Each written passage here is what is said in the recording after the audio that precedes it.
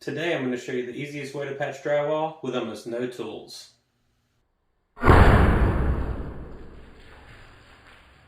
This is 5-minute mud that I have here in this bag, and I'm going to show you an easy way to mix the mud to where you won't be in a hurry and you'll make a perfect patch every time. I'm going to show you how to do it right now, and if it helped you, hit that like button. And subscribe for more everyday tips, tricks, and tools to make your life a little easier. It really helps out the channel. I'm going to go over the list of things that we'll need for this project. The first thing on our list is 5-minute mud. Don't try to substitute this for anything else on the drywall aisle. You'll want 5-minute mud. The rest of the items you'll probably already have laying around your house. We're going to need duct tape, clear packing tape, a Ziploc bag, a utility knife, a little bit of cardboard like you see me using here, and sandpaper. Now, I will be finishing this wall in this video all the way, but I won't be going over any spackling techniques or painting techniques, but you would need those supplies as well. Those, again, you might already have laying around your house. Alright, so what you're seeing me do right here is assessing how big our patch needs to be, because you can see there's a little bit of blowout on this hole, so we want to make sure to repair all the damaged drywall. So we're going to do a patch about 2.5 inches by about maybe 5 inches or so. So we're going to trace out around our cardboard template, and then once that's done, we can carefully cut the drywall out with our utility knife. Now it's time for us to trace around our marks with our utility knife. All we're going to do is score the line, just breaking the paper, and you'll actually see me do this twice because it makes it easier to cut if we cut a little bit of the paper away to allow the knife to get through the wall. I'm trying to use as few tools in this video as possible, but if you did have any kind of a drywall saw, I would use that here instead, but you can get away with just using a utility knife.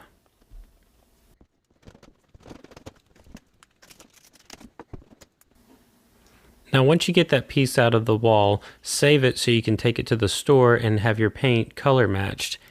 Our next step is just to simply clean up our edges. We're just going to take our utility knife and slowly go around and just kind of clean up any of the edges that you see that might be a little bit too rough. After we're done cleaning everything up, we're actually going to flip our blade over and we're going to cut around the perimeter of the hole and at a 45-degree angle and soften that edge so that way when we're spackling, it'll actually make everything a lot easier to blend together.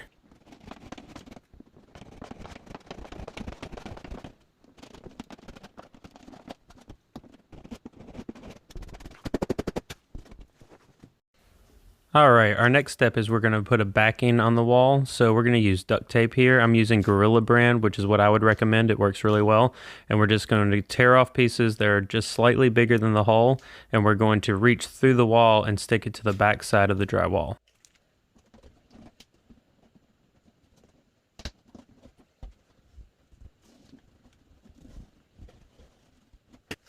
Now we're just going to continue that process all the way around the patch.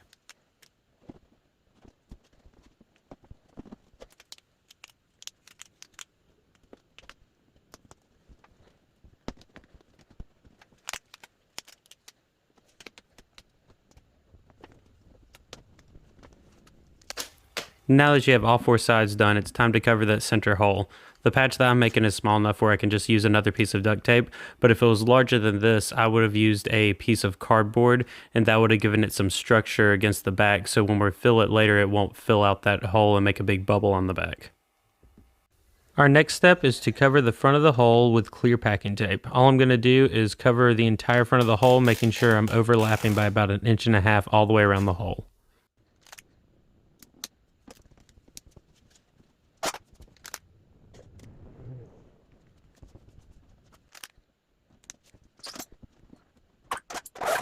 Now that we have the tape on the wall, we need to poke 2 holes in it. I'm going to use a Hercules hook and a lighter, heat up the Hercules hook, and just poke 2 holes, one on the top left and top right of the patch.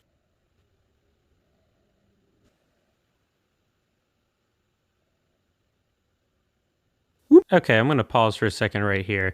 Our next step is going to involve that 5-minute mud, so let's go ahead and show you how to mix that up right now. So what we'll need is the 5-minute mud, Ziploc, measuring cup, and some water. So we're going to do a 2-to-1 ratio. So we're going to do 1 part water and we're going to do 2 parts of mud. So this way it doesn't matter which measuring cup you're using, it'll all be the same measurements. We're going to add the water to the bag first so it doesn't stick in our corners, and then we're going to add the mud, and then we're going to seal the bag up and mix it up in the bag so it's going to be zero mess.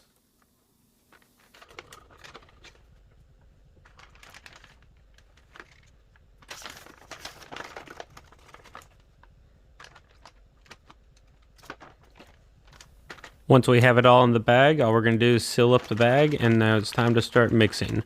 We want to make sure that this is thoroughly mixed, so you have 5 minutes after you put the water in the bag. So once that's done, just make sure you use some of that time to go ahead and thoroughly mix the mud together. You don't want it to be lumpy at all. Alright, once you're sure it's fairly well mixed together, all we're going to do is let the rest of the air out of the bag, and we're going to double check for any lumps. We're going to go ahead and seal the bag back up and just feel around the bag, and if you notice it's still lumpy, we're going to go ahead and mix it up just a little bit more.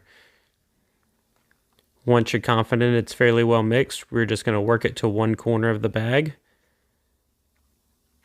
And this is how we'll inject it into the wall, is from the corner. So all you're going to do now is just cut the tip of the bag so you can pipe it into the wall.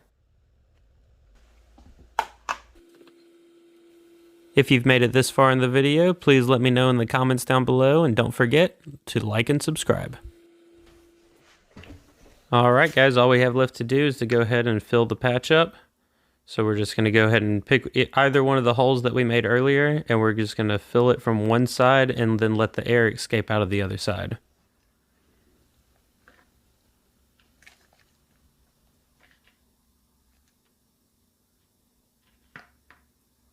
There we go. And we're just going to clean up any excess real quick, just so it doesn't run down our wall. And then the next step, we're going to tape these holes off completely. So we're just going to take 2 small pieces of our clear packing tape. And you're going to want to go ahead and push all the rest of the air out of those little holes, so you're not left with any voids.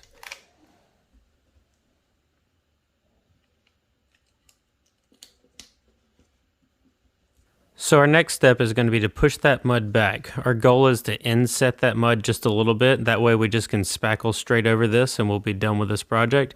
So as soon as we think that the mud is firm enough by checking the bag, we can go ahead and pull that cardboard template away, and you can see there that it's holding its shape, but you can also check the bag to see how firm the mud's going to be.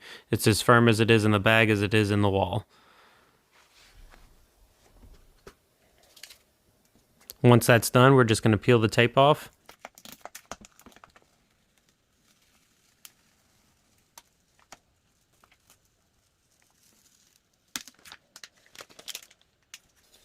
And now we're just going to go ahead and scrape any excess that we see on the outside of the wall.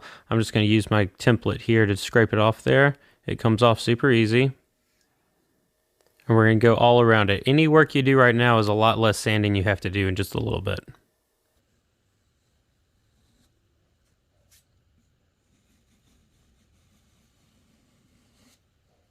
Alright guys, now all we have left to do is just go ahead and dry it off. I'm going to put a fan on it. It makes the whole process a lot faster. And once it's dried off, we're just going to sand off any high spots. We're not trying to get this coat smooth. We're just trying to get it lower than the wall itself. And as soon as that's done, we can go ahead and spackle, wait for the spackle to dry, sand and paint. So here you see me knocking down a few high spots that I had here. Once I'm done with that, all I'm going to do is grab my spackle. The spackle that I recommend is the Fast and Final by DAP. It's super lightweight. When you pick it up off the shelf, it actually kind of feels like it's empty already.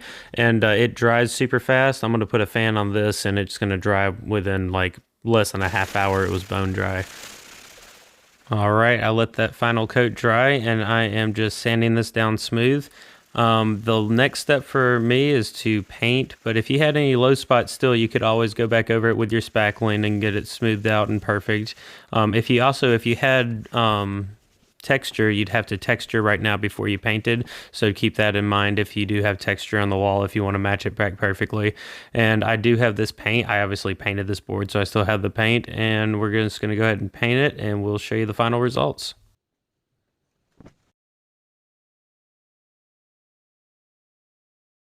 All right, guys, here's our finished product. It's perfectly smooth. It's like we never smashed a hammer through it, so that's great. If you had no tools, this would be the video for you because we literally used a drywall knife for the most part. Past that, we used very little. I mean, just go back to the video and you'll see I've named off things like duct tape and clear packing tape and a Ziploc bag. 5-minute mud you can get from Lowe's or Home Depot. And I'll go ahead and show you the back side of it real quick.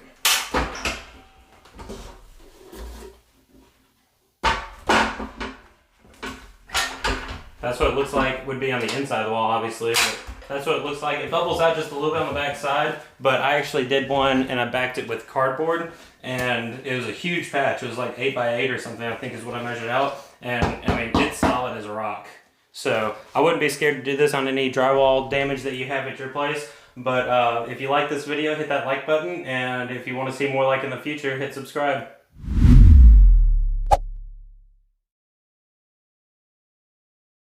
Alright. Relax your face. Alright. Like, you sound like you're talking like this. There you go. Do that. Alright.